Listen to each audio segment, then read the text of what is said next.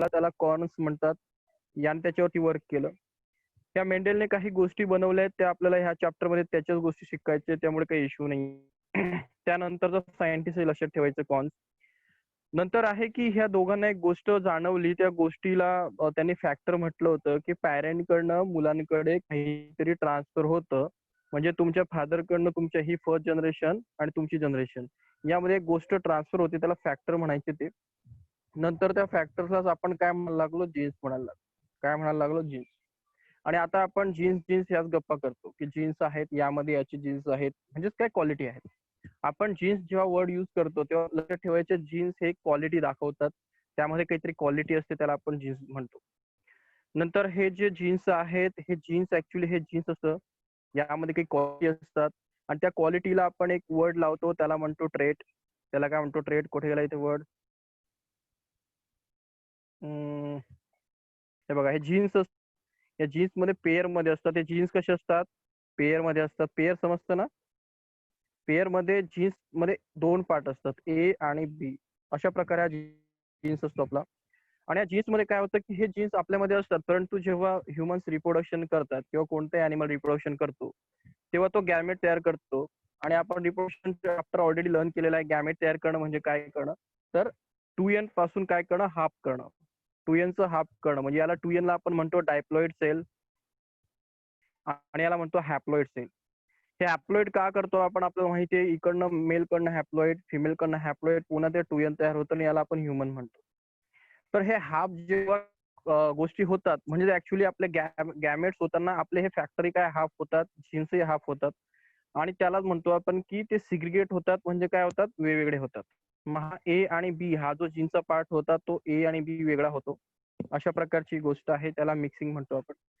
तर एवढं लक्षात ठेवलं तरी ठीक आहे. आपण पुढे जाऊ आता की सायंटिस्ट होता मेंडेल त्याने काहीतरी वर्क केलं आणि ते वर्क तुम्हाला कळालं की कोणत्या प्लांटवरती केलं होतं ते महत्वाचं आहे. प्लांटचं नाव होतं पी प्लांट. पी प्लांट म्हणजे वाटाण्याचं झाड. तर त्याने हे जे काही केलं त्याच्यामध्ये आपण पुढे कंटिन्यू करू आता की त्याचं रिझन सक्सेस त्याने असं हे मिळवलं कारण आपण स्टडी करतोय म्हणजे त्याने सक्सेस मिळवलाय म्हणून तो बुक तुमच्या बुकमध्ये आहे. तर his experiment was carefully plan and involve large sample. तर त्याने आता हे बघा हा ऍक्च्युली जॉर्ज मेंडेल जो होता याने वर्क केलं ठीक आहे. तर त्याने एक्सपेरिमेंट डिझाईन केले. एक्सपेरिमेंट समजतं ना सायन्समध्ये कोणतीही गोष्ट ही एक्सपेरिमेंटच होत असते. तर आधी त्याने ठरवलं की आपल्याला एक पी प्लांट त्याच्या गार्डन मध्ये होती त्याने ते बघितली प्लांट.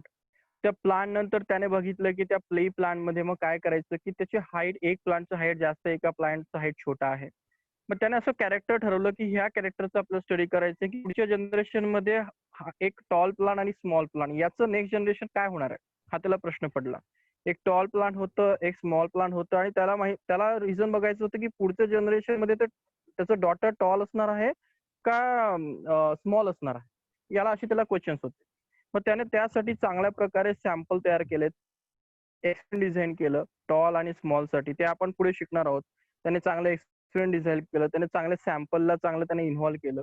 आणि त्याला मग आपण म्हणतोय की तो सक्सेस का झाला त्याने चांगलं एक्सपेरिमेंट आणि चांगले सॅम्पल केले आणि त्याच्यावरती त्याला सक्सेस मिळाला. हे carefully record the number of plants आणि तो हे जे करत होता तेव्हा तो त्याचा रेकॉर्डही चांगला ठेवत होता की ऍक्च्युली रिझल्ट काय ठीक आहे.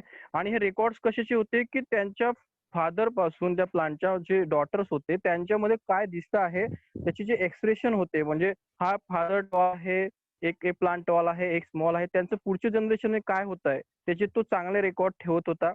आणि त्यामुळेच त्याला सक्सेस मिळालं. आवाज येतोय मला. हो सर.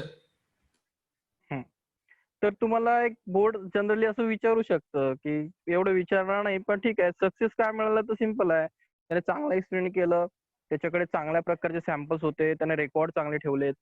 त्याने पी प्लांटला सिलेक्ट केलं कॅरेक्टरायझिंग कॅरेक्टर्स इझिली रिकॉग्नाइज. त्याने असं प्लांट सिलेक्ट केलं की त्यातले कॅरेक्टर चांगल्या प्रकारे दिसत होते आणि तो बघू शकत होता. म्हणजे असं प्लांट त्याने प्लांटही असं चांगलं सिलेक्ट केलं की त्यात त्याला टॉल प्लांट झालं स्मॉल झालं फ्लॉवरचा कलर चेंज झाला हे चांगल्या प्रकारे कळत होतं म्हणजे तुझं प्लांट सिलेक्शन ही करेक्ट होतं. 7 डिफरंट कॅरेक्टर्स ऑफ प्ली plant were control by single factor of each. म्हणजे त्याने जे 7 फॅक्टर जे दाखवले तुम्हाला हे पी प्लांट मधले 7 फॅक्टर आहेत. कोणकोणते कलर सीडचा शेप सीडचा कलर ते शेंग असते, पॉड, तिचा शेप, तिचा कलर, फ्लावरचा कलर, फ्लावरचं लोकेशन आणि फ्लावरची हाईट, हे सर्व काय 7 कॅरेक्टर आहेत. हे 7 कॅरेक्टर त्याने अप्रोप्रिएट चूज केले की ह्या कॅरेक्टरचाच आपल्याला प्रॉपर स्टडी करायचं आहे एका प्लांटसाठी. तर त्याने जे 7 कॅरेक्टर स्टडी केले वर control by single factor of each, म्हणजे त्याने त्यात सिंगल फॅक्टरने ते कंट्रोल होत होते. And the factor are located on separate chromosome, आणि हे सेपरेट क्रोमोझोम वरती लोकेट होते. These factors are transmitted from one generation to another generation. हे बघा, हा टॉपिक ऍक्च्युअली तुमच्या डोक्याच्या वरती जाईल, कारण आपल्याला पुढे शिकायचं आहे की हे कॅरेक्टर इकडनं तिकडे नेक्स्ट जनरेशन मध्ये कसे जातात. तर आता फक्त तुम्हाला ह्या पॉईंट मध्ये हे लक्षात ठेवायचं की त्याने 7 कॅरेक्टर बघितले, आणि हे 7 कॅरेक्टर जे होते, 7 जे डिफरंट कॅरेक्टर होते, त्याला रिस्पॉन्सिबल जो फॅक्टर असतो, म्हणजे त्याला आपण आता जीन्स म्हणतो. हे बघा, जोपर्यंत मेंडेल आहे आपण त्याला जीन्स नाही म्हणणार, आपण त्याला फॅक्टर म्हणणार. कारण मेंडेलला फॅक्टर माहिती होता. तो जेव्हा डाय झाला वगैरे नंतर ते जीन्स गोष्टी आल्या, तर तो फॅक्टर म्हणायचा. तर तो फॅक्टर जेव्हा म्हणायचा की हे 7 जे कॅरेक्टर होते त्यांचा जो फॅक्टर होता त्याचं लोकेशन जे होतं ते सेपरेट क्रोमोझोम्स वरती होतं. म्हणजे हा एक क्रोमोझोम आहे आणि हा एक क्रोमोझोम आहे. याच्यावरती एकाचं म्हणजे यावरती एक फॅक्टर आहे, यावरती फॅक्टर आहे. समजतंय? म्हणजे एकाच क्रोमोझोम वरती हे सर्व फॅक्टर नव्हते, वेगवेगळ्या 2 क्रोमोझोम्स वरती हे फॅक्टर होते. याचं तुम्हाला ऍक्च्युली हे नीटला वगैरे प्रश्न आलेला आहे याच्यावरती. तर आता इथे लक्षात ठेवा की सेपरेट क्रोमोझोम वरती याने 7 जे फॅक्टर कन्सिडर केले होते ते बसलेले होते. काय करतो, रिपीट करतो, हे बघा, त्याने 7 फॅक्टर कन्सिडर केले. टॉल, सीडचा कलर म्हणजे शेंगेचा कलर, शेंगेचा शेप वगैरे, हे सर्व गोष्टी ते एकाच क्रोमोझोम वरती बसलेले नव्हते. They located on the separate chromosome, ते सेपरेट क्रोमोझोम वरती होते, आणि याचा पुढच्या जनरेशन मध्ये ट्रान्ससाठी जनरेशन टू जनरेशन ऑटोमॅटिक त्याला फायदा झाला आणि त्याचे रिझल्ट करेक्ट आले. म्हणजे काय, तर ऐकू येतंय ना? हो सर. हॅलो, हा, हे बघा की हा एक मेजर फॅक्टर विचारला जातो कुठेही. नीट वाल्यांनी फोकस जास्त करा की मेंडेलचं सक्सेसचं रिझन काय, तर ते त्याने पी प्लांट सिलेक्ट केलं, तिथं करेक्ट होतं. त्याने 7 कॅरेक्टर सिलेक्ट केले, हाईट वगैरे तेही करेक्ट होतं. त्याने रेकॉर्ड ठेवले, तेही सर्व ओके होतं. परंतु त्याने जे फॅक्टर कन्सिडर केले ना, ते फॅक्टर असे कन्सिडर केले की ते वेगवेगळ्या क्रोमोझोम्स वरती बसलेले होते. म्हणजे क्रोमोझोम्स आपल्याकडे कसे असतात, क्रोमोझोम अशा प्रकारे असतात. तर आपल्याकडे पेअर ऑफ क्रोमोझोम्स असते. मी सांगितलं तुम्हाला, आपल्याकडे क्रोमोझोमच्या पेअर असतात. आपल्याकडे 23 काय असतात, पेअर असतात. पेअरचा अर्थ अशी एक क्रोमोझोम 2 अशा प्रकारे पेअर असतात. तर एक फॅक्टरवरती एक फॅक्टर यावरती, एक फॅक्टर यावरती, एक फॅक्टर यावरती. कळालं? म्हणजे वेगवेगळ्या क्रोमोझोम्स वरती बसल्यामुळे ते चांगल्या प्रकारे जनरेशन टू जनरेशन ट्रान्सफर होऊन गेले आणि त्याला ते दिसायला लागले. ते जर कोण एकाच क्रोमोझोम वरती बसले असते तर ते ट्रान्सफर झाले नसते आणि मेंडेलचे रिझल्ट चुकले असते. आता तुम्हाला फक्त इथे लक्षात ठेवायचं आहे की the 7 factors are located on separate chromosome. हा तुमचा इथे सध्याचा तुमचा काय असेल, लर्न करायचा टॉपिक असेल. ते का कसे ते आपल्या चॅप्टर एंड नंतर तुम्हाला ह्या पॉईंट वरती पुन्हा मिळेल. आता फक्त काय, जे त्याने फॅक्टर कन्सिडर केले होते मुळे त्याचे ते चांगल्या प्रकारे जनरेशन टू जनरेशन ट्रान्समिट झाले आणि ते त्याला चांगले रिझल्ट मिळाले आणि ते रिझल्ट करेक्ट होते. ते रिझल्ट काय होते, करेक्ट होते. म्हणजे त्याने जो टुक्का मारला 7 कॅरेक्टरचा तो करेक्ट बसला, कारण ते 7 कॅरेक्टर असे होते की ते एका क्रोमोझोम वरती बिलॉंग करत नव्हते. ते वेगवेगळ्या ठिकाणी बसले होते, एक इकडे इकडे इकडे, समजतंय ना? आणि ते चांगल्या प्रकारे असे ट्रान्समिट होऊन गेले. तर त्याचा तो टुक्का करेक्ट बसला. त्यालाही माहित नव्हतं, त्याला हा शब्द माहित नव्हता की क्रोमोझोम काय असतं. त्याने जस्ट सिलेक्ट केले, त्याने एक्सपेरिमेंट केला आणि ते करेक्ट निघले. बोलणं समजतं माझं? हो सर. हे नंतर स्टडी झाला. हा नंतर स्टडी झाला की त्याचे रिझल्ट करेक्ट का आले. हा स्टडी नंतर झाला की त्याचे रिझल्ट करेक्ट याचं कारण हे होतं की त्याने एका जे गोष्टी कन्सिडर केल्या होत्या, जे फॅक्टर म्हणजे हाईट, कलर वगैरे, ह्या गोष्टी एका क्रोमोझोम वरती नव्हत्या. त्याचा त्याला फायदा झाला आणि एका क्रोमोझोम वरती गोष्टी जेव्हा असतात त्या चांगल्या प्रकारे पुढच्या जनरेशनला ट्रान्सफर होत नाहीत. त्याचा स्टडी नंतर करू. चलो, he introduced the concept of dominance and recessiveness. त्याने एक गोष्ट तिच्यात टाकली ठीक आहे. त्याने एक गोष्ट ऍड केली, त्याचं नाव होतं डॉमिनन्स आणि रेसेसिव्हनेस. तर मी मागे सांगितलं तुम्हाला की दोन कॅरेक्टर आपल्या ऍक्च्युअली जीन्समध्ये असतात, फॅक्टरमध्ये असतात. एक टॉल, एक स्मॉल. म्हणजे एक प्लांट असेल, एक प्लांट आहे, कन्सिडर करा. एक प्लांट आहे, ही प्लांट आहे, सॉरी ही प्लांट आहे. कशी असते प्लांट? ही प्लांट आहे. ही प्लांट जी आहे ही टॉल प्लांट आहे. ही काय टॉल आहे म्हणजे उंच प्लांट आहे. आणि ही प्लांट त्यांच्या जातीतली उंच प्लांट आहे. आणि अजून एक प्लांट आहे त्याच्या जातीतली छोटी प्लांट आहे, बुटकी प्लांट आहे. ठीक आहे ना. प्लांट एकच आहे. म्हणजे तुम्ही वाटाण्याचंच प्लांट पकडा जे मेंडेलने कन्सिडर केलं होतं. एक टॉल प्लांट आहे आणि एक स्मॉल प्लांट आहे. आता टॉल प्लांट का आहे माहितीये का, की त्याच्यामध्ये टॉल साठी कॅपिटल टी हा एक काय असतो, फॅक्टर असतो. आणि स्मॉल कॅपिटल टी हा, मी सांगितलं तुम्हाला कधीही हा फॅक्टर किती पेअर मध्ये असतो. जीन्स काय असतात, पेअर मध्ये असतात. तर त्या टॉल प्लांट मध्ये एक टॉलचा फॅक्टर त्याच्या पॅरेंट कडनं आला होता, मदर कडनं टॉलचा फॅक्टर आला होता, म्हणून तो प्लांट टॉल आहे. काल आपण याच्यावरती भरपूर डिस्कशन केलं आहे. आणि तो टॉल पुन्हा काय असणार आहे, त्याच्याकडे कॅपिटल टी पॅरेंट कडनं आलाय, स्मॉल टी मदर कडनं. म्हणजे प्लांट मध्ये फादर मदर असं काही कन्सेप्ट नसतो. तर त्यांच्याकडे एका प्लांट कडनं टॉल आला आहे, एका प्लांट मधनं स्मॉल आलाय. तरीही तो प्लांट टॉल असतो. का असतो मी सांगितलं. हा जो कॅपिटल असतो डॉमिनंट असतो. याला डॉमिनन्स म्हणतात. म्हणजे काय, तर हा कॅपिटल टी असला तर तो याचं ऐकत नाही, तो त्या प्लांटला टॉलच बनवतो. म्हणजे तिथे ह्या स्मॉल टीला काही व्हॅल्युएशन नसतं. तर ह्या स्मॉल टीला म्हणतात रेसेसिव्ह गोष्ट, छोटी गोष्ट, आणि कॅपिटल टीला म्हणतात मोठी गोष्ट. म्हणजे प्रत्येक अॅनिमल मध्ये जे जीन्स असतात त्यामध्ये एक जो कॅरेक्टर असतो तो कधीही स्ट्रॉंग कॅरेक्टर असतो, त्याला डॉमिनंट कॅरेक्टर म्हणतात. आणि एक कॅरेक्टर काय असतो, लेस व्हॅल्यूचा असतो. मग जेव्हा लेस व्हॅल्यूचा आणि स्ट्रॉंग कॅरेक्टर एकत्र येतात तेव्हा तो लेस व्हॅल्यूचा कॅरेक्टर तिथे त्याची क्वालिटी दाखवत नाही. म्हणजे प्लांट छोटं राहिलं नाही, प्लांट मोठं का झालं, कारण ह्या मोठ्या कॅरेक्टरने त्याची क्वालिटी दाखवली. टॉपिक करतोय हो सर, कळतोय. आदित्य. आदित्य समज काय चाललंय. केव्हा असणार आहे, जेव्हा त्यामध्ये पॅरेंट पॅन्ट कडनं छोटा टी आला असेल आणि छोटा टी आला असेल, ही एकच कंडिशन आहे की तेव्हा ती प्लांट छोटी असू शकते. कळालं. हे बघा, त्या प्लांट कडे कॅपिटल टी आहे तर ती प्लांट टॉलच असणार. त्या प्लांट कडे कॅपिटल टी स्मॉल टी असणार तरी ते टॉल असणार आहे. पण जेव्हा तिथे टॉल कॅपिटल टी नसणारच आहे तेव्हा ती प्लांट मग काय असणार आहे, छोटी असणार आहे. कारण तिथे हे हेच दाखवणार ना क्वालिटी, आता तिथे कॅपिटल टी नाही. तर अशा कॅरेक्टरला काय म्हणतात, डॉमिनन्स आणि रेसेसिव्ह. काही गोष्टी ज्या असतात त्या स्ट्रॉंग असतात, त्याचे जे कॅरेक्टर ना म्हणजे ज्या दिसतात त्या स्ट्रॉंग असतात ना, काही नसतात, तर त्याने डॉमिनन्स दिलं आणि रेसेसिव्ह. ठीक आहे.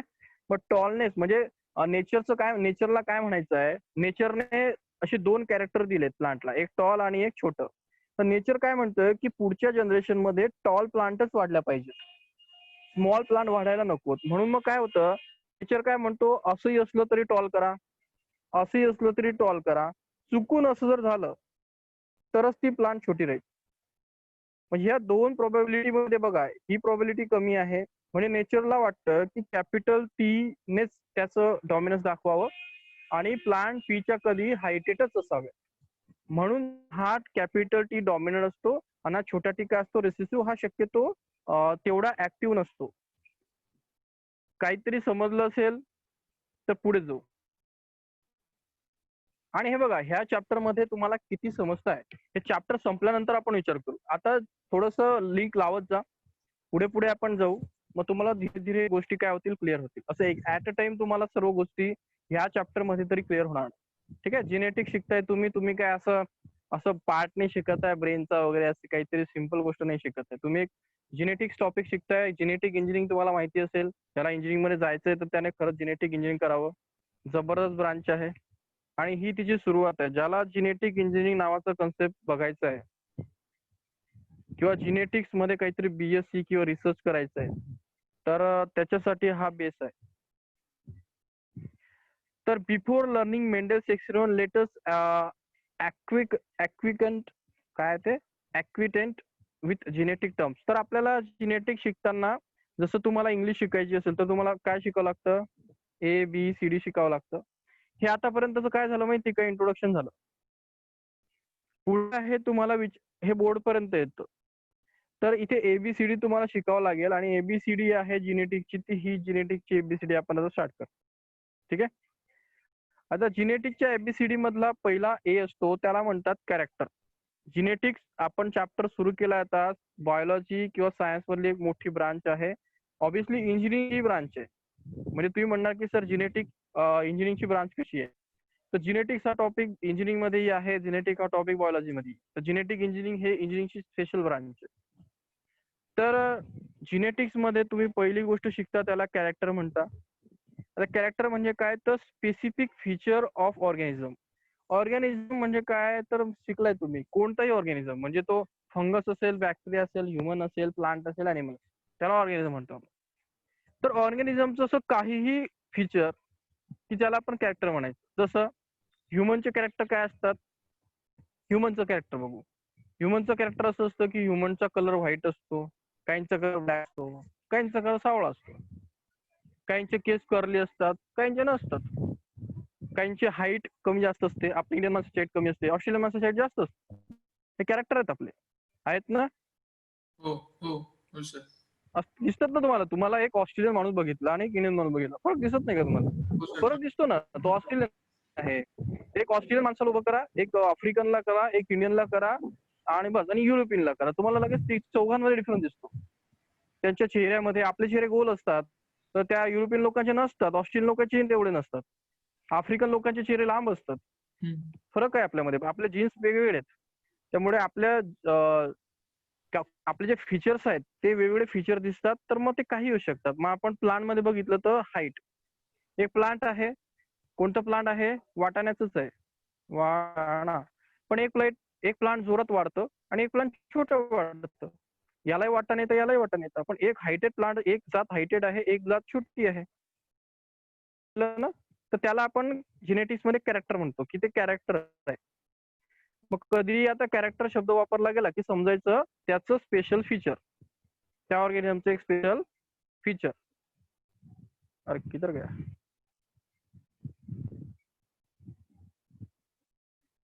चला नेक्स्ट पॉइंट, ट्रेट. हा शब्द आहे ना, भरपूर लोकांना समजतच नाही. ट्रेट म्हणजे काय? ट्रेट म्हणजे काय? An inherited character and it is detectable variant. म्हणजे इनहेरिटेड म्हणजे काय? जो आई वडिलांकडनं किंवा त्या फादर कडनं डॉटरकडे जी गोष्ट येते आणि ती दिसते, त्याला म्हणायचं ट्रेट. कॅरेक्टर काय होतं हे बघा. आपलं कॅरेक्टर काय होतं? हाईट. हाईट हे कॅरेक्टर आहे. मग त्या हाईट कॅरेक्टर मध्ये दुसरा ट्रेट काय आहे? एकतर ती हाईट टॉल असणार किंवा डॉर्फ असणार. कळतंय कॅरेक्टर म्हणजे काय? तुम्ही म्हटलं की आपल्याकडे ह्युमन्स आहेत, म्हणजे इंडियन माणूस आहे, अमेरिकन आहे, हा ऑस्ट्रेलियन आहे आणि हा युरोपियन आहे. तर यामध्ये आपण पहिलं कॅरेक्टर बघतोय ते हाईट. मग हाईट मध्ये आपण ट्रेड बघणार काय? जे फीचर त्यांच्या आई वडिलांकडून मुलांमध्ये आलाय ते असणार आहे टॉल किंवा डॉर्फ. समजतंय? हाईट हा कॅरेक्टर आहे. त्या कॅरेक्टरचे दोन काय आहेत? पार्ट्स आहेत. ते पार्ट्स म्हणजे एकतर हाईट कमी असते किंवा जास्त असते. त्या कमी हाईट जास्त हाईट जे दिसतं त्याला ट्रेट म्हणतात, आणि जी गोष्ट आपण कन्सिडर केली त्याला हाईट म्हणतो, त्याला कॅरेक्टर म्हणतो. नाही समजत आहे? समजलं सर.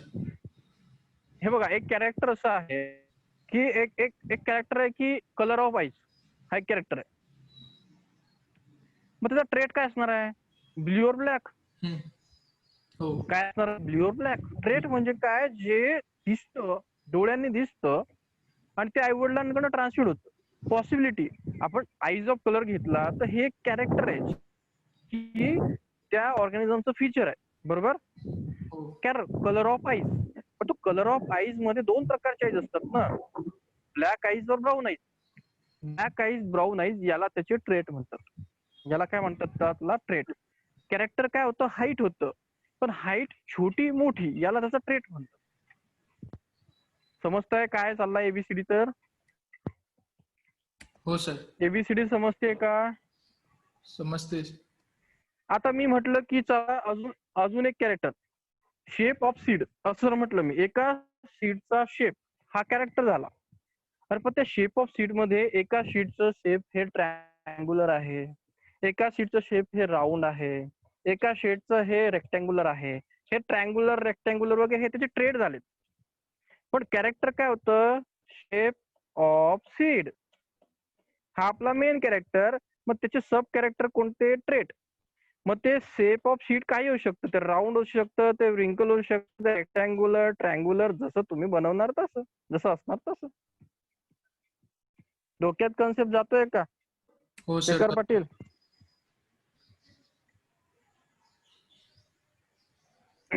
तर कॅरेक्टर समजलं. मग कॅरेक्टर काही असू शकतं. कॅरेक्टर असं असणार, colour of eyes, height, shape of seed. मग शोधायचं शेप ऑफ सीड मध्ये कोणकोणते शेप असतात. कलर ऑफ आईज मध्ये शोधायचं ब्ल्यू, ब्लॅक, रेड वगैरे. हाईट कसं असतं, मोठं, मध्यम, छोटं, बुटकं, काय ते शोधायचं. ते ट्रेट आले. आता नेक्स्ट असतं फॅक्टर. फॅक्टर म्हणजे काय? हे युनिट ऑफ हेरिडिटी आहे. जसं की आपल्या पैशाचं युनिट काय? आता इंडियन माणसाकडे मनी आहे. या मनीचं युनिट काय असतं आपल्याकडे? रुपी. रुपीज. 1 रुपी. जसं की आपली बॉडी, ह्युमन बॉडी आहे, त्याचं युनिट काय आहे? सेल आहे. आपण म्हणतो सेल एकत्र येऊन काय तयार होतो? बॉडी तयार होतो. तर आपल्या बॉडीचं युनिट सेल असतं. तसं हेरिडिटी, की आपण म्हणतो ह्या याच्या आई वडिलांकडे याच्याकडे जे आलाय त्याचं सर्वात छोटस युनिट, छोटासा, जसं मी सांगितलं होतं हा लॅटिस स्ट्रक्चर आहे, यातला छोटासा पार्ट, याला युनिट सेल म्हणतात. युनिट सेल एकत्र येऊन हे सर्व बनतं. तर हेरिडिटीची सुरुवात ही एका छोट्याशा गोष्टीपासून होते, त्याला फॅक्टर म्हणायचं. ठीक आहे. आणि त्याच्यामुळे त्या फॅक्टर मोडच्या आई वडिलांच्या गोष्टी त्याच्यामध्ये एक्सप्रेस आणि कॅरेक्टर दिसायला लागतात. म्हणजे जर्मन शेपर्ड कुत्र्या जर्मन शेपर्ड सारखाच मोठेपणे दिसायला लागणार आहे, तसाच तो दिसणार, एवढीच हाईट असणार. तुम्ही त्याला कितीही खाऊ घातलं तरी तो लॅब्राडॉर होणार नाही किंवा तो लॅब होणार नाही. का होणार आहे का? असं होत नसतं. तर त्याच्या हेरिडिटी कडनं त्याच्याकडे ते आलेलं आहे, त्यातलं छोट्याशा युनिटला फॅक्टर म्हणायचं. आणि फॅक्टर जो असतो ना, हे फॅक्टर त्याचे बायोलॉजिकल कॅरेक्टर दाखवतं. बायोलॉजिकल कॅरेक्टर म्हणजे ते सर्व बॉडीतले कॅरेक्टर. ठीक आहे. हो. नेक्स्ट. आणि हा फॅक्टर जो कन्सेप्ट होता, हा फॅक्टर कन्सेप्ट कोणी वापरला? मेंडेलने. त्यामुळे आता आपण फॅक्टर कन्सेप्ट वापरत नाही, आपण जीन्स वापरतो. ठीक आहे. आता आपण काय वापरतो? जीन्स. तर नवीन डेफिनेशन फॅक्टरची काय आहे? जीन्स. तर जीन्स बघू. It's a particular segment of DNA. एक तो न्यूक्लियस एक सेल दाखवलं तुम्हाला, त्यात न्यूक्लियस दाखवलं होतं, त्याला छोटे छोटे ओपनिंग होते, त्यामध्ये तुम्हाला असे धागे धागे दाखवले होते. त्या धाग्यांना मी म्हटलं होतं डीएनए. असे धागे होते, त्यांना डीएनए म्हटलं होतं. त्या डीएनएचा छोटासा तुकडा, काय म्हणतोय मी? डीएनएचा छोटासा पार्ट, स्मॉल पार्ट ला आपण जीन्स म्हणतो. आणि हा डीएनएचा छोटासा पार्ट असतो, तो जर तुमच्या बॉडीमध्ये असेल तर तो काहीतरी एक्सप्रेस करायला लागतो, दिसायला लागतो, तो तुमच्या आई वडिलांकडून आलेला असतो. अशा गोष्टीला जीन्स म्हणतात. Genes is a smallest part of the DNA. म्हणजेच तुम्ही अशी डेफिनेशन बनवू शकता, the DNA is made up from different combination of genes. Genes मुळे डीएनए बनतो. कॉन्सेप्ट समजतो आहे? हे बघा, हा तुमचा डीएनए आहे. डीएनए ऍक्च्युली असा असतो, बघितलं का डीएनए? असतो बघा. ही डायग्राम बघितली का? हो सर, बघितली. माधवी, माधवी आहे का नीट?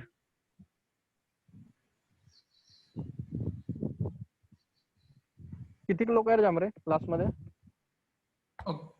9 आहेत सर. 9. ठीक आहे. तर हे बघा, आपण शिकतो आहोत की डीएनए तुम्हाला माहिती असला पाहिजे. डीएनए हा अशा प्रकारे असतो, तुम्ही 10वी मध्येही डीएनए शिकला असाल, अशा प्रकारे असतो डीएनए. त्याला डबल काय असतो? स्टँड असतो, डबल थ्रेड. हे हा एक थ्रेड असतो, हा एक थ्रेड असतो, त्याच्याकडे अशा प्रकारे कनेक्शन असतं, याला डीएनए म्हणतात. जेव्हा आपल्याला जास्त वेळ मिळेल तर तुम्हाला पुढे ह्या जेनेटिक्स डीएनए शिकायचं, त्याच्यामुळे काही डाऊट नाहीये. तर डीएनए आपल्याला शिकायचं आहे, तर लक्षात ठेवायचं डीएनएचा एक छोटासा तुकडा घ्यायचा, जो की हे बघा, हा तुमचा न्यूक्लियस होता,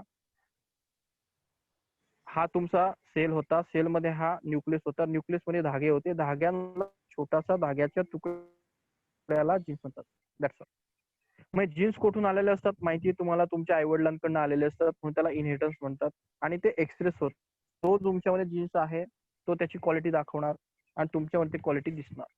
तर जीन्स हा तुमच्या गोष्टीमध्ये काही कॅरेक्टर एक्सप्रेस करतो. म्हणजे तुमची हाईट बद्दल काही कॅरेक्टर आला तर वर्ड आला की लक्षात ठेवायचं, हाईट, आईस कलर.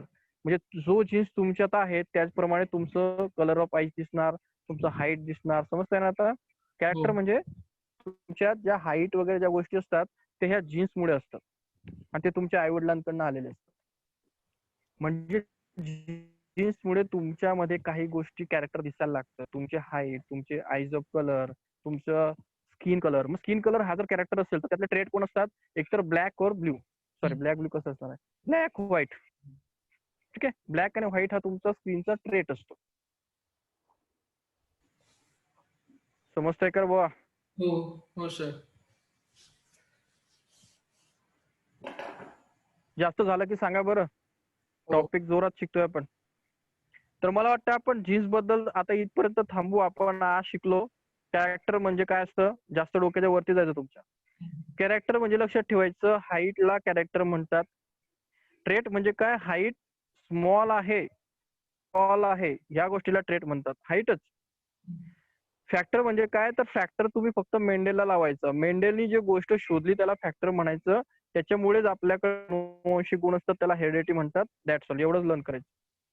सर्वात महत्वाची गोष्ट असते जीन्स. तर जीन्सची डेफिनेशन प्रत्येकाला आली पाहिजे.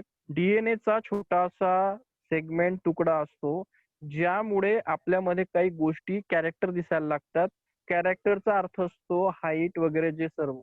तर आपल्यात काही गोष्टी दिसतात त्या कशामुळे असतात? डीएनएच्या छोट्याशा तुकड्यामुळे असतात आणि त्या छोट्याशा तुकड्याला जीन्स म्हणतात. ही डेफिनेशन प्रत्येकाला समजलीच पाहिजे. जीन्स प्रत्येकाला डेफिनेशन आली पाहिजे. Genes is a small fragment means small thread of DNA. DNA छोट्याशा तुकड्याला आपण जीन्स म्हणणार आणि ते आपल्या पॅरेंटकडनं आपल्याकडे तो तुकडा आलेला आहे म्हणून आपल्याकडे त्या गोष्टी दिसत आहेत. तुम्ही जे आहात ते कशामुळे आहात? तुमची हाईट, तुमचं आईज ऑफ कलर, स्किन वगैरे जे काय दिसतंय ते का दिसताय तुम्ही असे का आहात? कारण तुमच्या आई वडिलांकडनं त्याचे थ्रेड्सचे जे तुकडे तुकडे आहेत ते तुमच्याकडे तुमच्या डीएनए मध्ये जॉईन झालेले आहेत म्हणून तुम्ही असे आहात. कळालं? हो कोणाला काही इश्यू आहे का सर आम्ही असे का आहात? ज्याला असा प्रश्न पडतो की मी असा का आहे त्याने स्वतःचं डीएनएचं टेस्टिंग करून घ्यावं. डीएनएचं अनालिसिस करता येतं, त्यातले ट्रेट शोधावेत. तर डीएनए मुळे तुम्ही तसे आहात. आणि तुम्हाला 100 सांगितलं मी की तुमच्या पॅरेंट सारखेच तुमचे फिजिओलॉजिकल पूर्ण बॉडी असते. 100% असते. फक्त काय वेगळं असतं माहितीये का? तुमच्या पॅरेंट आणि तुमच्यामध्ये काय वेगळं माहितीये? तुमच्या पॅरेंट आणि तुमच्यामध्ये विचार वेगळे असतात. म्हणजे तुमची बॉडी वगैरे तुमच्या आई वडिलांसारखी असली, त्याच्यात क्वालिटी असल्या, पण ते तुमचे विचार हे वेगळे असतात. विचार हे जीन्स मुळे नसतात. काय म्हणतोय मी, रिपीट करतोय, तुम्ही जसं बोलता, राहता, वागतात हे तुमच्या जीन्स मुळे नसतं. हे कशामुळे असतं?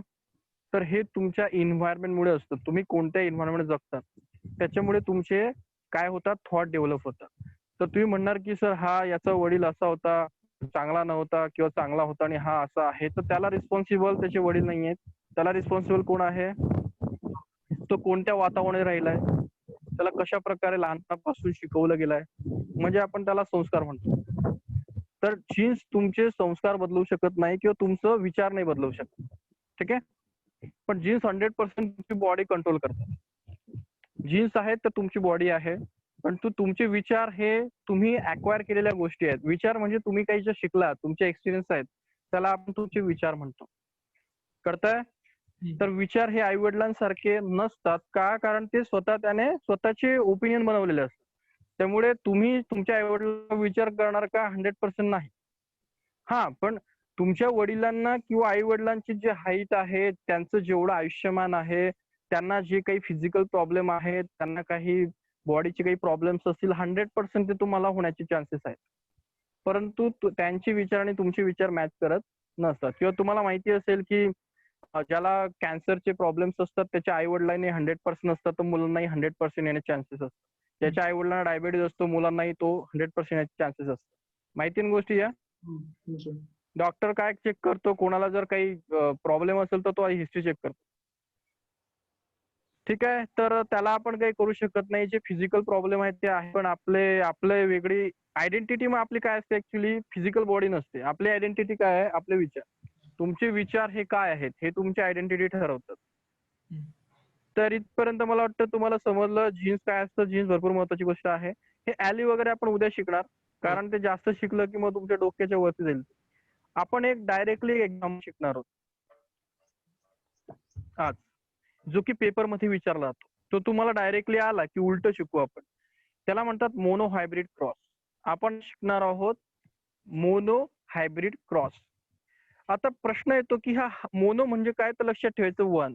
हायब्रिड म्हणजे काय, तर हायब्रिड करणं म्हणजे काय करणं. आपण म्हणतो ना हायब्रिड आहे, हे हायब्रिड आहे. म्हणजे 2 ब्रीडिंगची मिक्स. बोला बरं तुमचे कन्सेप्ट काय हायब्रिड बद्दल. सर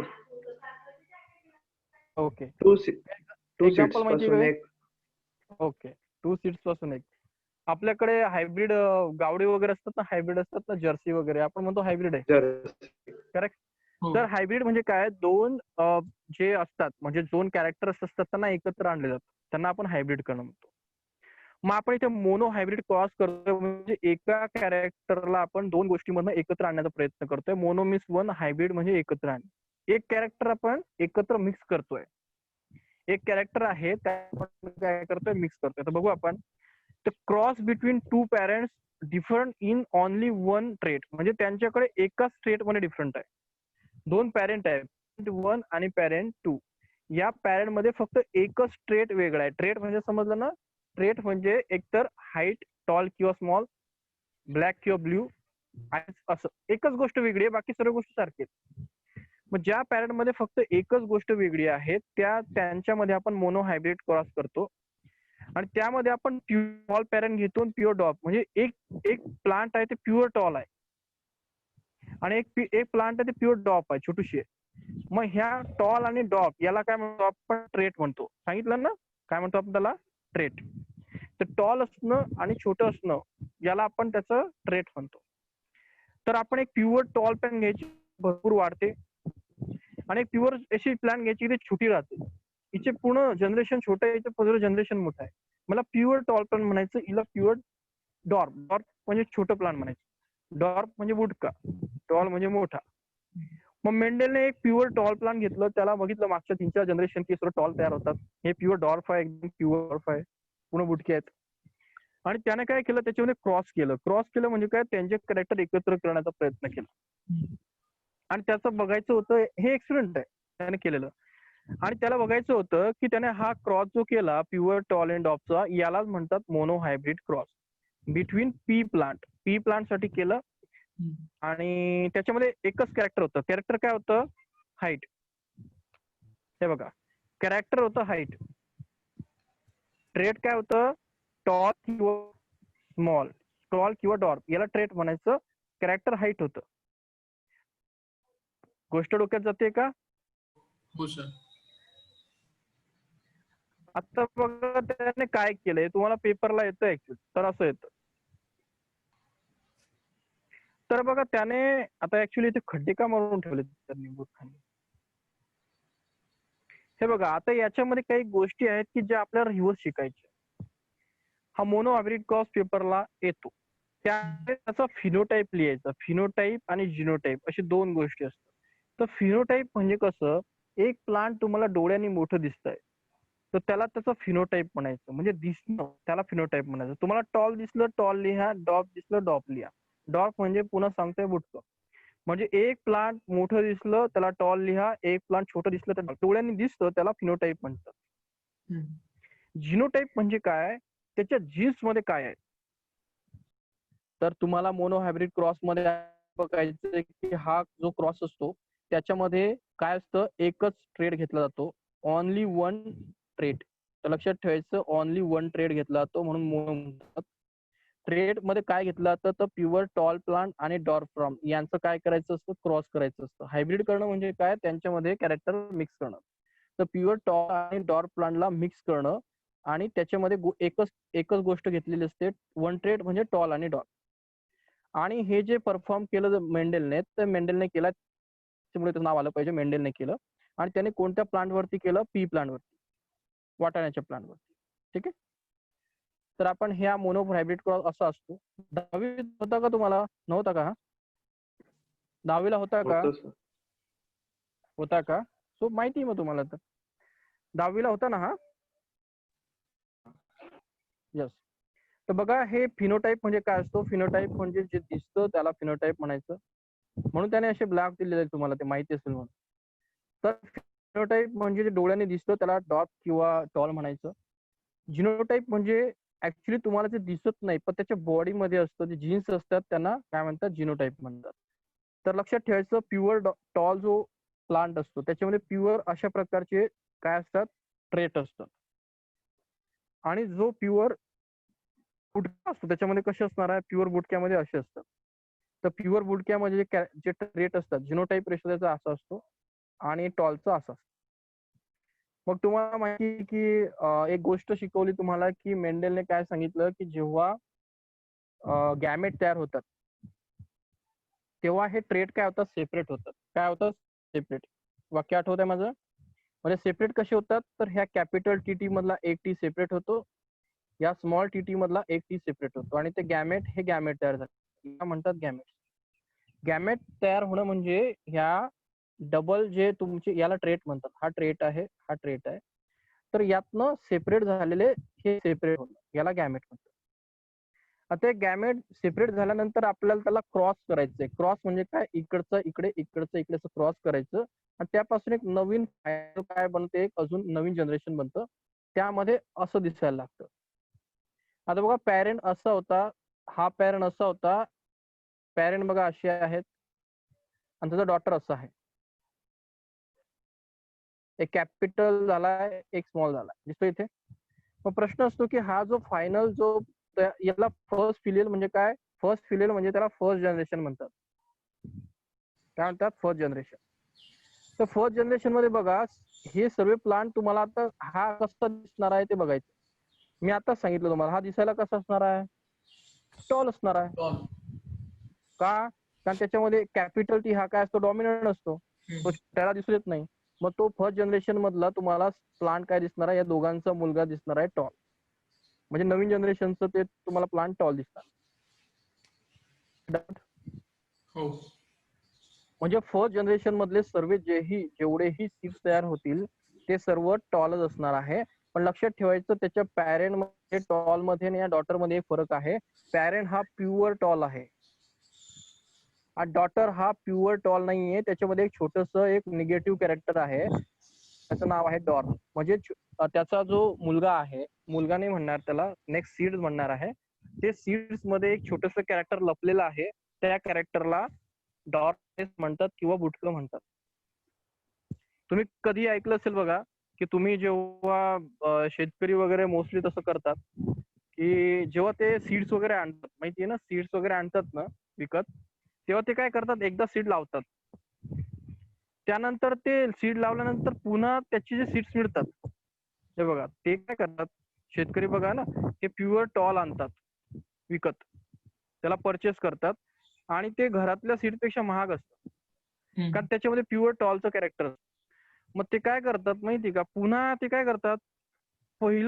त्याला मराठीत काय म्हणतात? ते पहिलं जनरेशन म्हणजे F1 जनरेशन असे म्हणतात. ते शेतकऱ्यांना हे काही समजत नसतं. मी भरपूर शेतकरी बघितले ते काय म्हणतात? हे F1 सीड आहे, F1 सीड आहे असे ते म्हणतात.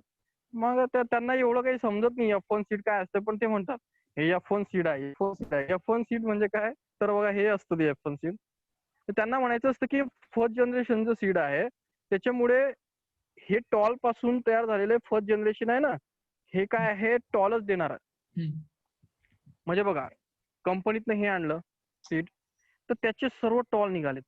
त्याचे काय निघालेत? सर्व डॉटर टॉल निघालेत. तर कंपनीला हे हवं असतं की तुम्ही हे प्युअर घेऊन जा आणि त्याचे तुम्हाला सर्व टॉल मिळतील. हे बघा सर्व टॉल त्यांच्यामध्ये स्मॉल टी येईल, चुकून असेल तर येईल, पण तरी ते टॉलच असतील. मग लोक काय म्हणतात? हे बघ माझ्याकडे F1 आहे, म्हणजे माझ्याकडे जे सीड तयार झाले ती F1 आहे, F1 आहे. आणि त्याचं काय झालेलं असतं हे बघा, त्याच्या आता हे सर्व सिंपल आहे. हे टॉल प्लांट लावलं ना ते शेतकऱ्याने, तर सर्व त्यांना असं लावलेलं असतं T T T T T T. मग टीटी पासून कॅपिटल टीटीच निघणार ना. हे बघा, त्याने इथे एक प्लांट लावला, इथे एक प्लांट लावला, त्यापासून फर्टिलायझेशन झालं, तर असं निघणार ना टीटी असं निघणार. म्हणजे मग शेतकरी काय म्हणतो, सर्व टॉल लावलेत, कंपनीकडनं आणलेत की माझं F1 जनरेशन आहे ते सर्व टॉलच असणार. पण त्याच्यामध्ये चुकून जर एक डॉर्फ घुसला प्लांट, ठीक आहे, तर त्याच्यामुळे जे सर्व जनरेशन निघणार आहे निघणार आहे त्यांच्यात छोटे छोटे कॅरेक्टर असणार आहे. नाही समजत आहे तुम्ही? कळलं सर. जाऊ द्या, ते थोडस.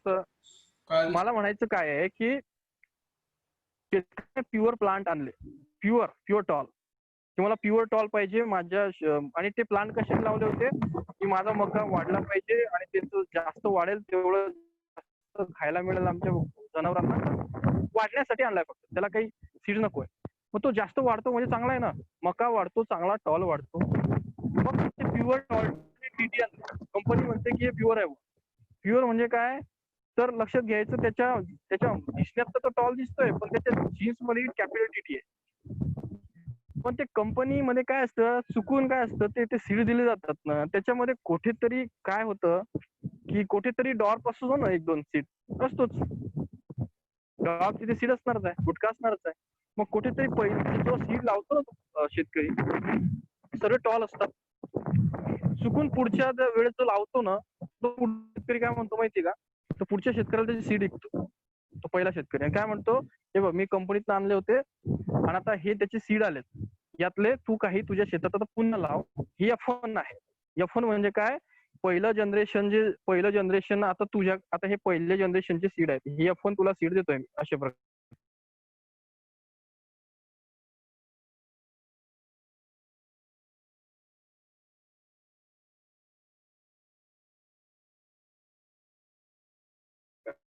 मग त्या सीड मध्ये तो अशी सीड त्याला देतो, पण त्या सीड मध्ये लावतो कॅपिटलिटी तर तयार होतात, पण कॅपिटलिटी सोबत ही तयार होतो चुकून, मिक्सचर वाढतं ना त्यामध्ये. पण तरी त्याला काय मिळतं, प्रोडक्ट चांगलं मिळतं. काय मिळतं माहितीये का, यासाठी मिळतं की तिथे एक टी होता ना, त्याच्यामुळे ते मका तसंच दिसतो, सेम दिसतो, सेम आउटपुट देतो.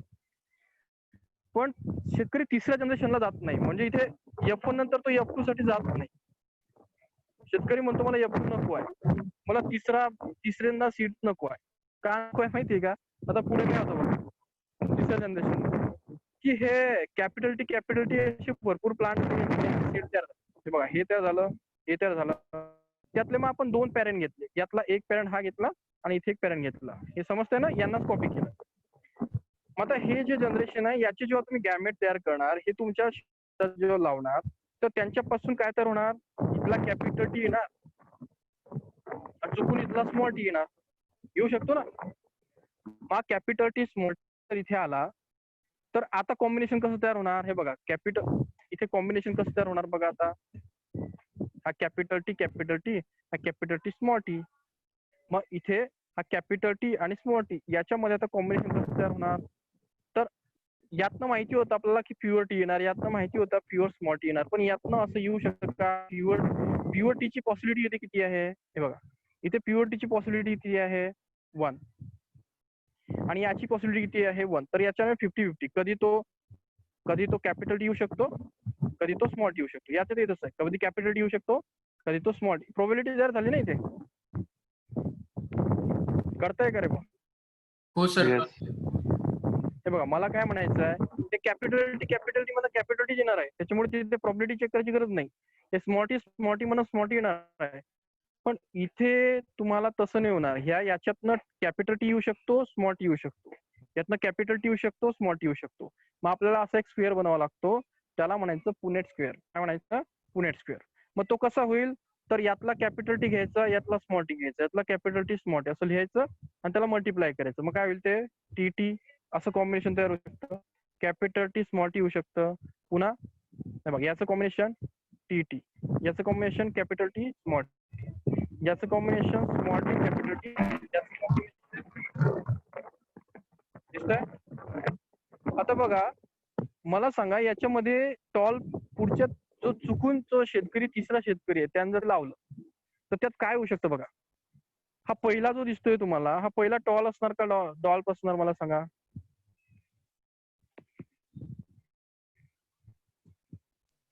टॉल असा आहे ना तो, खरा टॉल असणार आहे. हा काय असणार आहे? टॉल. टॉल. हा काय असणार आहे? हाय टॉल असणार आहे. असणार आहे हम्म.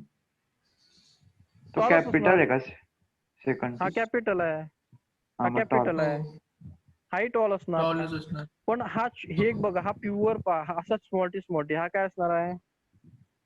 डॉर्फ. हा काय असणार? डॉर्फ. डॉट.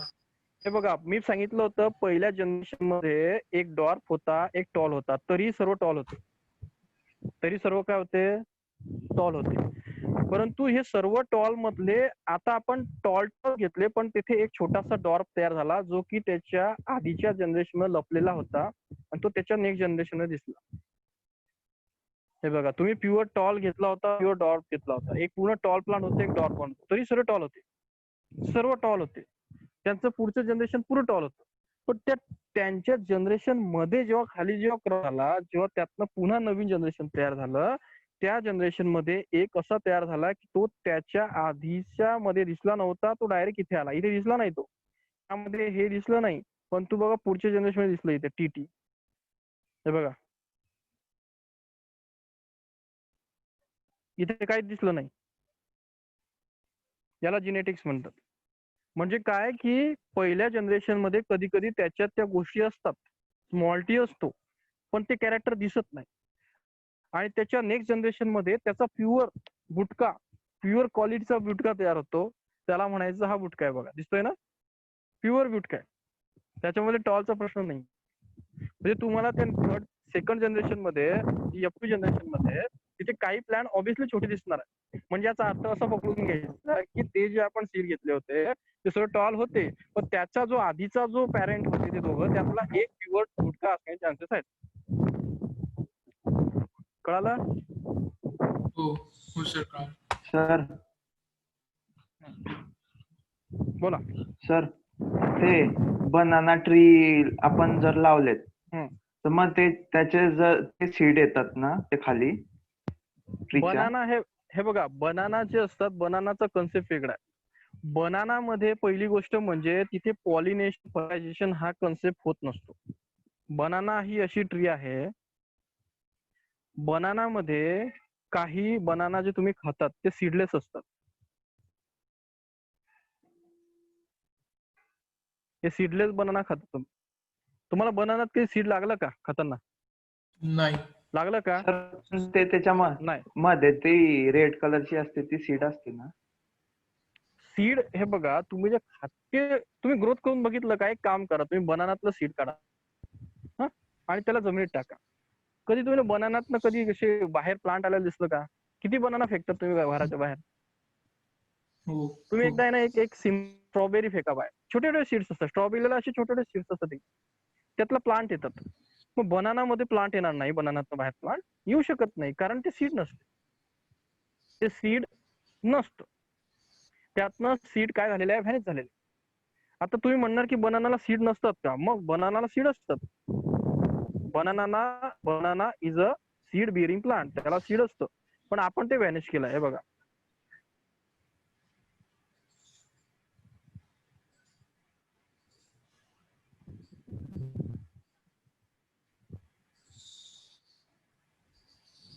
हे बघा, असे असतात बनानाचे सीड्स.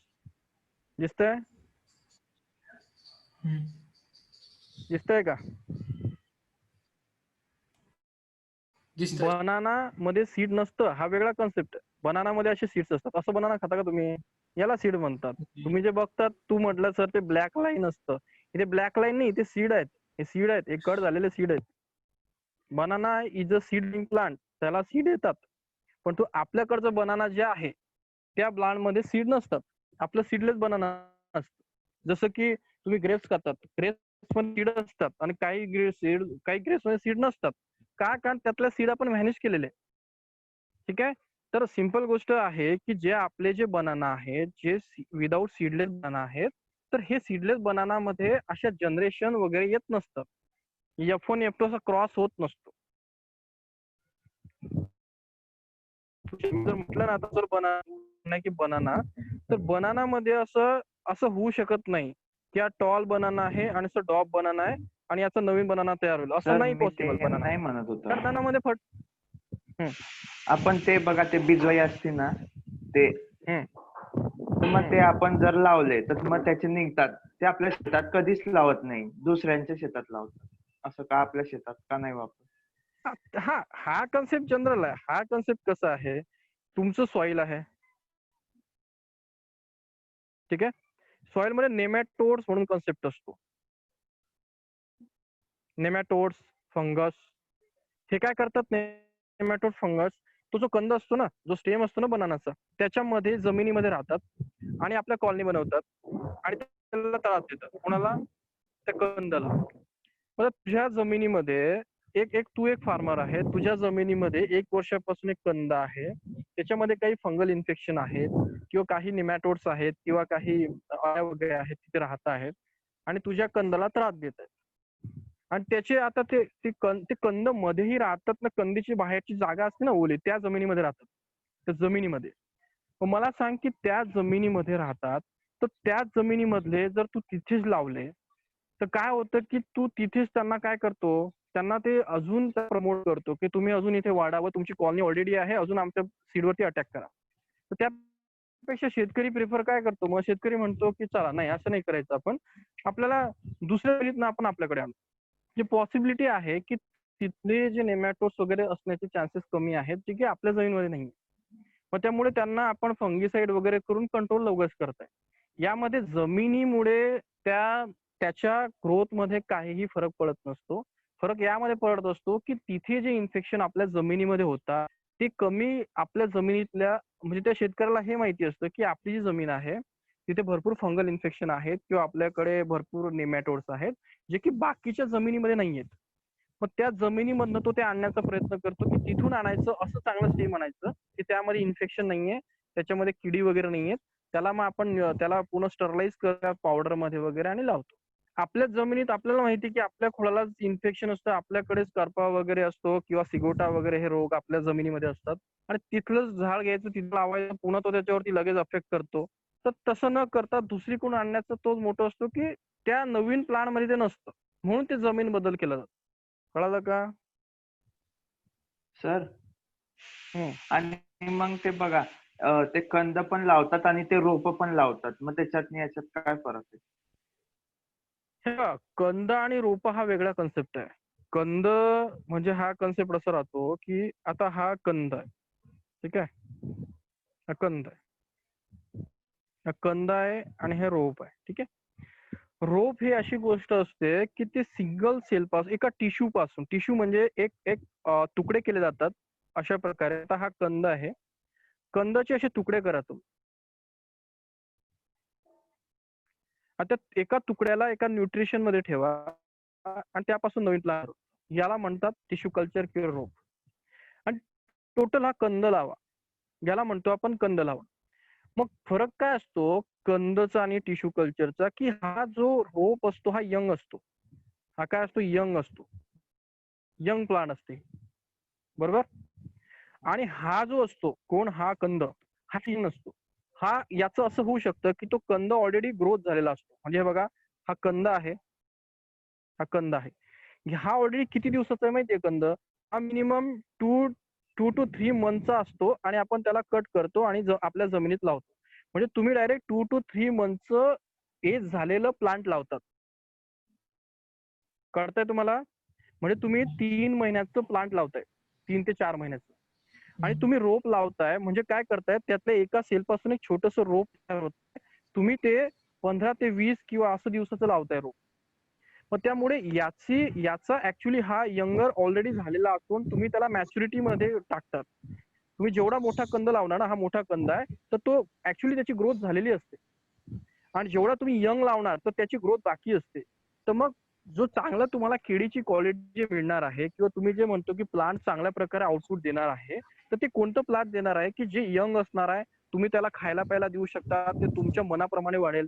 की तुम्ही असं लावणार की ज्या प्लांटची ऑलरेडी ग्रोथ झालेली आहे आणि तो थोडासा ओल्ड एज आहे आणि ते प्लांट यासाठी क्युअर केला जातो की त्याची ग्रोथ तुम्ही ठरवणार.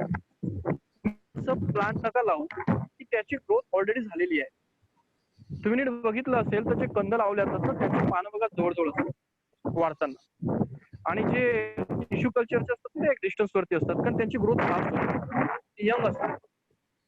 नाहीतर मग काय होतं ह्या कंदांना मग कसं होतं बघा, हा कंद आहे ना, मग कंदांना इथून नवीन काय येतात, नवीन रोप येतात साईड. बघितलं का तुम्ही?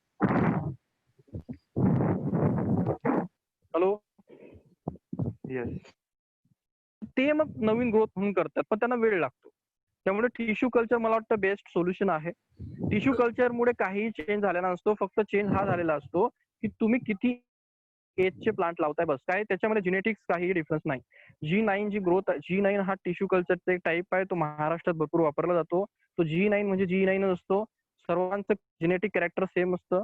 फक्त तुम्ही त्याला कधी लावता आहे, त्याची ग्रोथ कशी करवताय, त्याला न्यूट्रिशन. हे बघा, रोप लावल्यावरती तुम्ही त्याला भरपूर न्यूट्रिशन देऊ शकता, त्याला त्याची ग्रोथ कंट्रोल करू शकता. कंद लावल्यावरती तसं कंट्रोल तेवढं राहत नाही. तो पुढे मागे होतो, त्याचे फ्लावरिंग असतं ते पुढे मागे होतं, तर शेतकऱ्यांना त्याचा डिसअडव्हान्टेज असतो. तर भरपूर कारणासाठी कंद आणि टिश्यू मध्ये डिफरन्स आहे. ठीक आहे. फक्त डिफरन्स यामध्ये आहे कंद आणि टिश्यू मध्ये की तुम्हाला एकत्र तुमचा प्लांट वाढत नसतो. कंद आपल्या मनाप्रमाणे जनरेट होतो ना, आपल्या मनाप्रमाणे नवीन सीड्स प्लांट तयार करतो. रोप हे तुम्ही एका टायमाला लावलेले असतात, एका दिवसाला त्यांना काय जनरेट केलं. त्यामुळे टिश्यूचा फायदा हाच आहे की वन टाइम वाढतात, सारखेच वाढतात, सारखंच फ्लॉवरिंग येतं. कंदला कधीही सारखं फ्लॉवरिंग येऊ शकत नाही, ते पुढे मागे होणार कारण ते जनरेट होतात ना अजून. कळालं काय फरक आहे तर दोघांमध्ये? हॅलो. हो सर, कळालं. कोण होता कर? मला वाटतं ठीक आहे, कळालं असेल. कोण प्रश्न होता? कुशवंत होता का, कोण होता?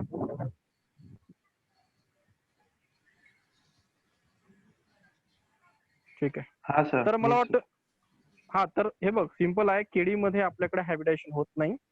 मी कंद लावा की रोपं लावा, फक्त प्रश्न हा आहे की रोपं लावल्यामुळे तुम्हाला सेम टाइमला फ्लॉवर होणार आणि चांगल्या प्रकारचं तुम्हाला ग्रोथ मिळणार. काहीच डिफरन्स. तुम्ही त्या टिश्यूचे कंद लावा, तेवढंच झाड येणार आहे. फक्त तुम्हाला त्याला यंग स्टेज मध्ये जास्त न्यूट्रिशन देण्यासाठी तुम्ही जर त्याला जास्त चांगलं न्यूट्रिशन देऊ शकला तर तो चांगल्या प्रकारे ग्रोथ होईल. दॅट्स, बाकी काही नसतं. ठीक आहे. तर सरांचं लेक्चर आहे पुढे 10:30ला सांगितलं होतं मला. तर काही डाऊट आहे आजच्या लेक्चर मध्ये? नाही. तर काय होऊन जाईल मग, शेतीवरती लेक्चर होऊन जाईल माझं. अर्धा घंट्यापासून शेतीत चाललाय. आपलं लेक्चर बायोलॉजी आणि आपण ऍग्रिकल्चर डिस्कस करतो. तर ठीक आहे, मग इथे थांबू आपण. ओके.